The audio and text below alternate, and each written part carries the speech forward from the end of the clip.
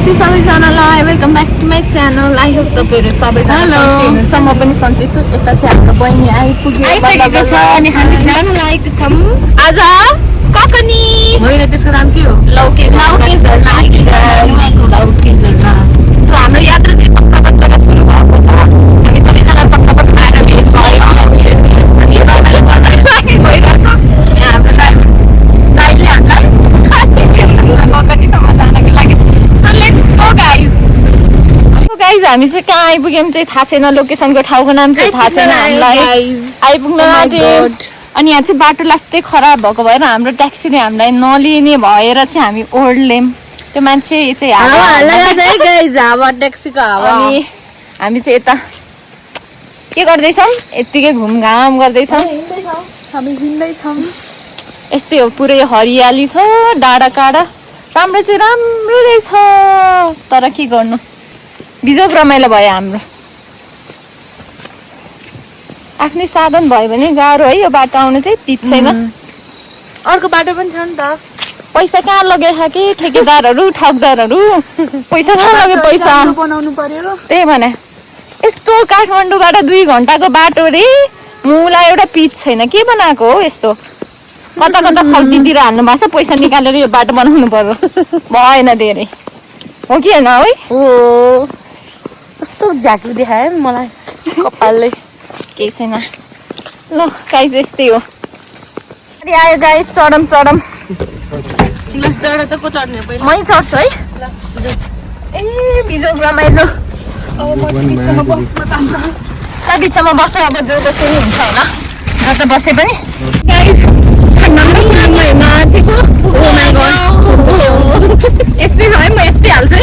किनभने जस्तो छ त्यस्तै देखाउने भन्ने हो। अब यस्तै हल्लिन्छ त के गर्ने हो र? कता ढल्किने हो?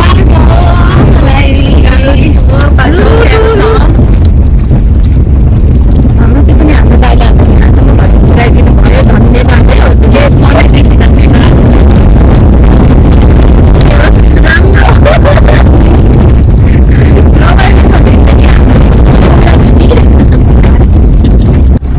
बाटो भन्ने कुरा चाहिँ यस्तो हो। मेरो फोन त मजाले हल्ल्यो। यस्तै हो, लु देख्न सक्नुहुन्छ कतिको खानदान खुल्नु छ भन्ने कुरा चाहिँ।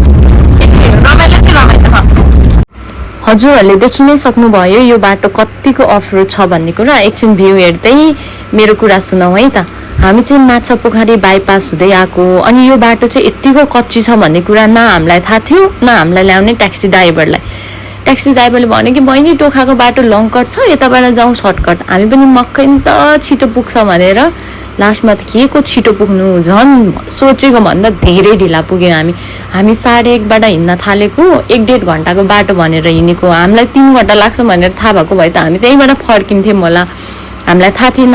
त्यहाँको लोकललाई सोद्धा 1.5 घन्टा लाग्छ भने उहाँहरूको लागि 1.5 घन्टा, हाम्रो लागि 3 घन्टा रहेछ। सो यस्तै हो साथीहरू, लास्टै दुःख पनि पाइयो, रमाइलो पनि भयो, तर यो बाटो चाहिँ धेरै नै कच्ची थियो। हेलो दी, लौके झर्ना आउँदाखेरि कस्तो एक्सपिरियन्स भइरह? हो र? बाटो झन् ट्याक्सी ड्राइभरले गर्दा हामीलाई बिजोग बनाइदियो।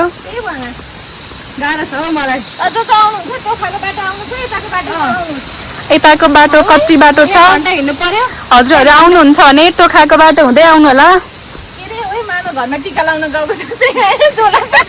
गाइस हामी चाहिँ टोखाबाट आउनुपर्ने बाटोबाट नआएर अर्को बाटोबाट जान्ने भएर आउने होला। 1 घन्टा हिँड्दैछौँ।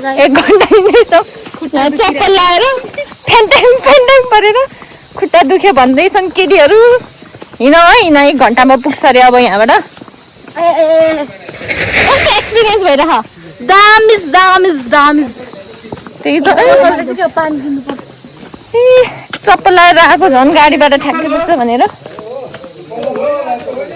ल होइन रे हो, पानी छ, मिनरल वाटर छ।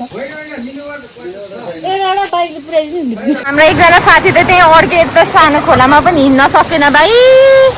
ल लु लु लु लु लु लु के यो लगाएर आइज, केही हुन्न। चिप्लिन चाहिँ चिप्लिन्छ है अलिअलि।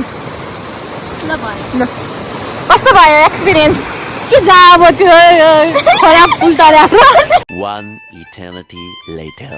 गाइस 2.5 3.5 घन्टाको हिँडाइमा बल्ल बल्ल हामी यो भर्याङ भन्ने गाइस लास्टै गाह्रो ठाउँमा आयौँ तपाईँहरू आउँदाखेरि चाहिँ टुक्राबाट आउनु ल लास्टै गाह्रो हुँदो रहेछ लास्ट हामी 3 जनाको सास फुलेर एकअर्कालाई समात्दै समात्दै डोडाउँदै आइपुग्यौँ ओहो झन् चप्पल लाएर आएको है हामीले त हामी ट्याक्सी त 15 मिनेटमा हिँड्ने भनेर पो चप्पल लाएर आएको त यस्तो भन्नु थाहा पाएको भए त उतै लगाउँदै होला जोक रमाइलो भयो यही फेरिने क्या लुगा कहाँ यहीँ फेर्नु भन्छौ तल गएर गर्ने आएछ है पुग्न आँट्यौँ फाइनली ठाउँ चाहिँ रमाइलो है तर धेरै हिँड्नु परेर गाह्रो भयो क्या हामीलाई हामी फल्किन्छौँ गाइस यहीँ बस्नुपर्छ आजको रात भन्दा भएन प्याङ गरेको तपाईँहरूसँग हामीलाई भोलि कहाँ कहाँ जानु छ होइन है आफ्नो काम छ आफ्नो काममा फेरि हामी निरन्तर लाग्नु पर्ने नै हुन्छ त्यही हेर भएर कहाँ पुग्यो पल्लो भित्ता पो रहेछ आइपुग्यो भनेर मक्ख परेको त लु यहाँ जानलाई यत्रो राम धुलाई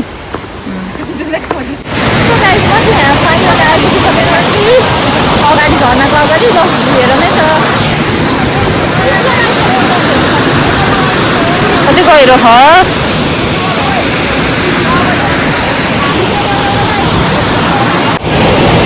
सो गाइस माथिबाटै भिजेर आएको म चाहिँ यिनीहरू चाहिँ भिज्न बाँकी छ गाइस ओइ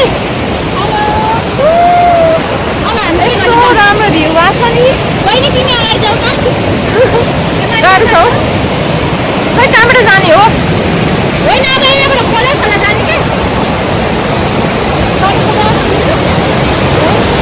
दाइले गयो त्यताबाट ल गाइस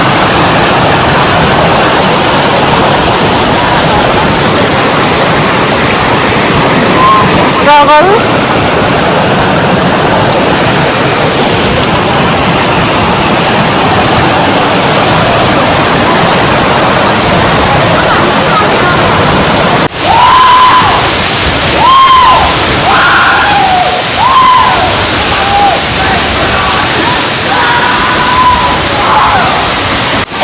गाइस लास्टै गाह्रो पर्यो हामीलाई यति आउनलाई होइन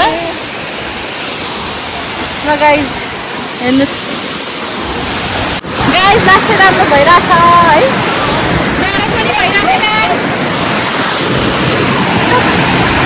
गाइस अब चाहिँ हाम्रो लगभग फोटो भिडियो खिचेर सबै सकिसकेको छ अब यस्तो जाडो एकदम जाडो भइरहेछ होइन गाइस अब हामी घर जान्छौँ होला है लगभग अब चटपटे खाएर साथै बिहान हामीले खाना पनि खाएको छैन है चटपटे खान्छौँ अनि त्यसपछि घर जान्छौँ एकदम रमाइलो भयो गाइस एकदम पैसा वसुल रमाइलो भयो त्यही भने जाडो भएर म चाहिँ थर काटिरहेको छु दुब्लो भएर होला